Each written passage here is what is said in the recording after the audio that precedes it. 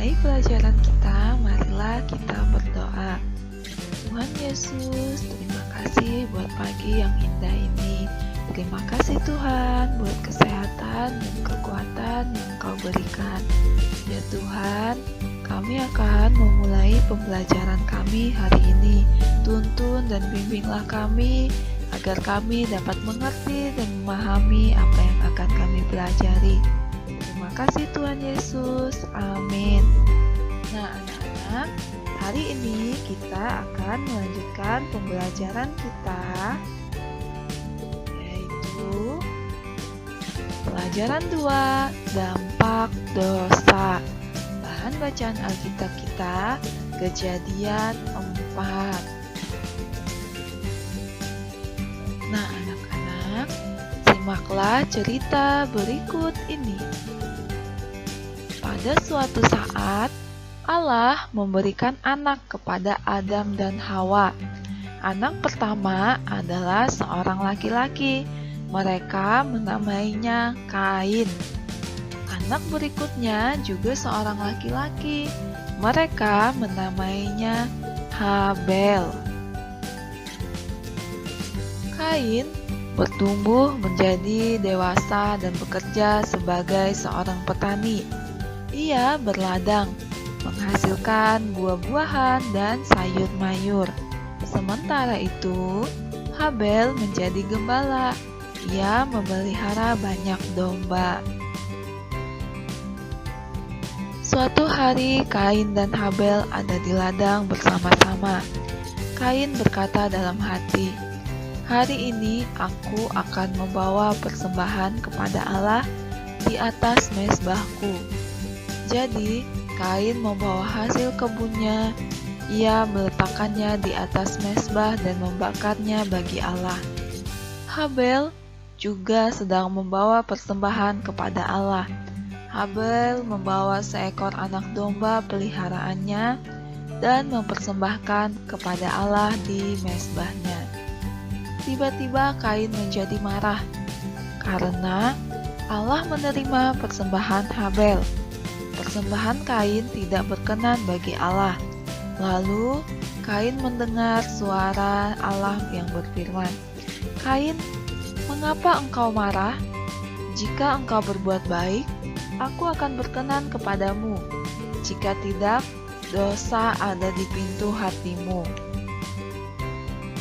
Kain tidak peduli, ia sangat marah.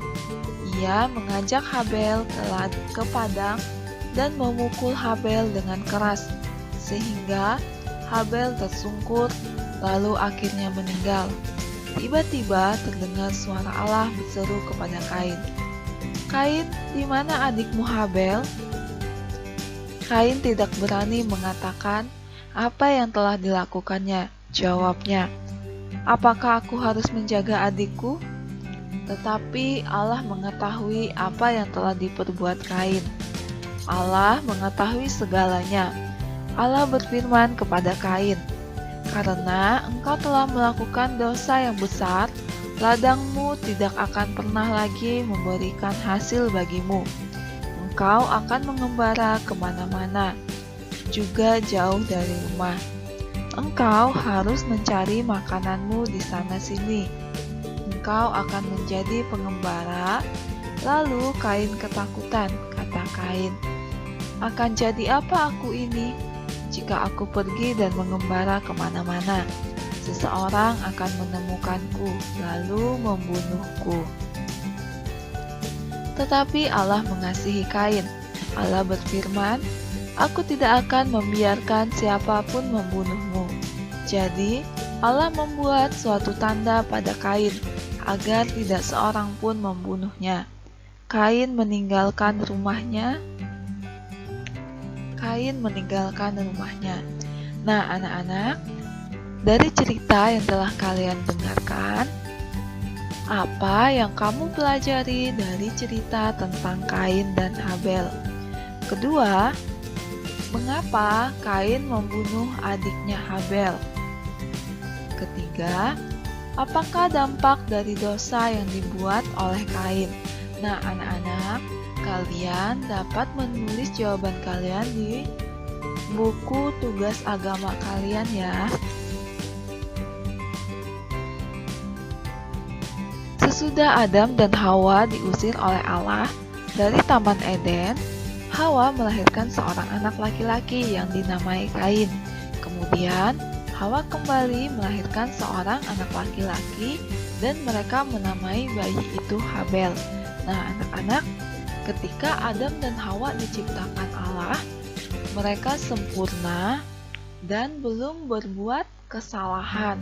Mereka suci, murni, dan tidak berdosa.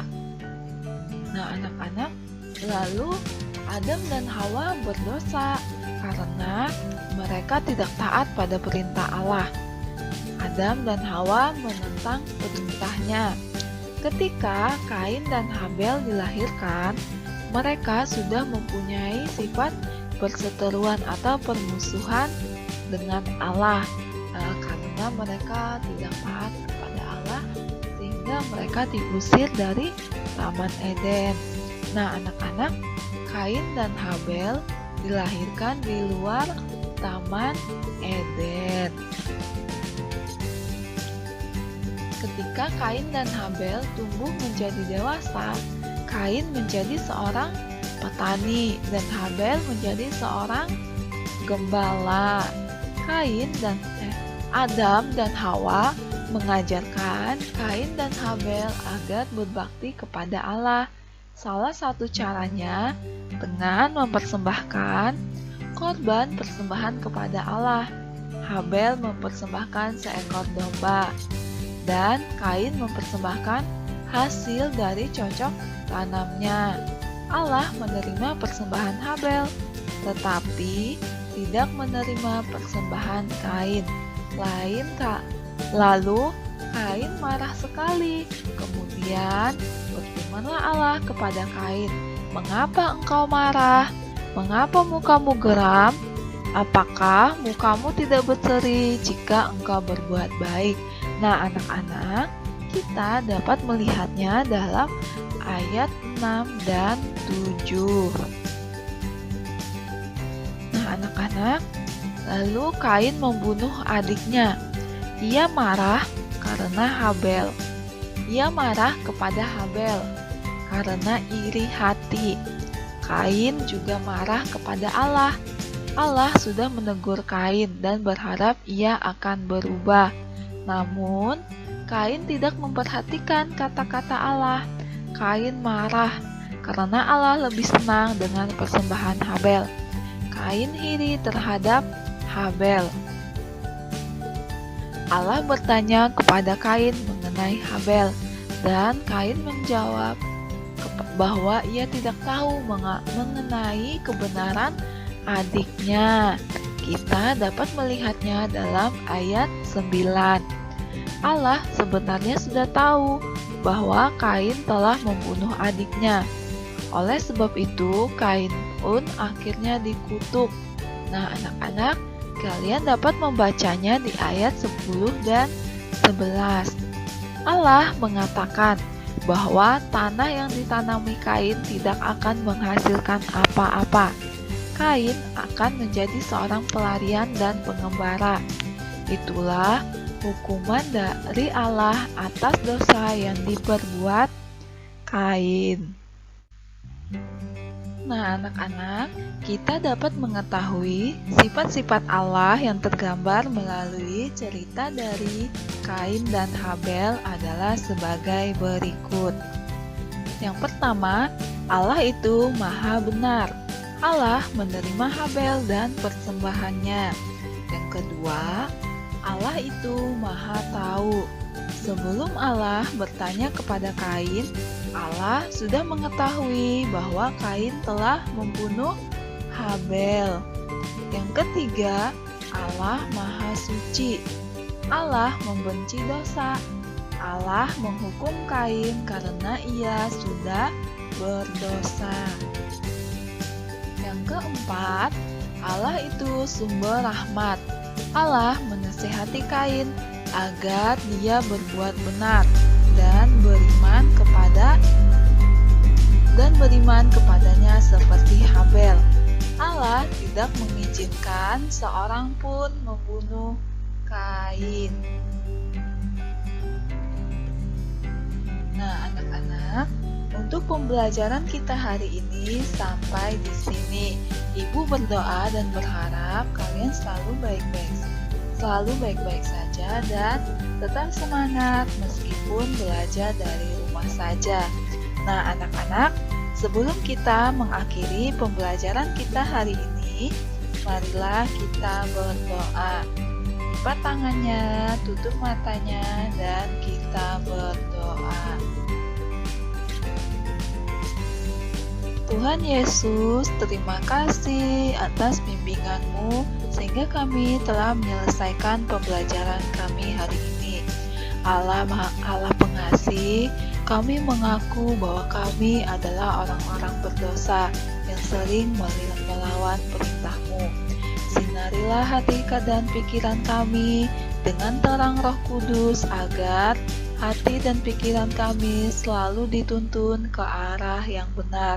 Dalam nama Tuhan Yesus kami mohon. Amin.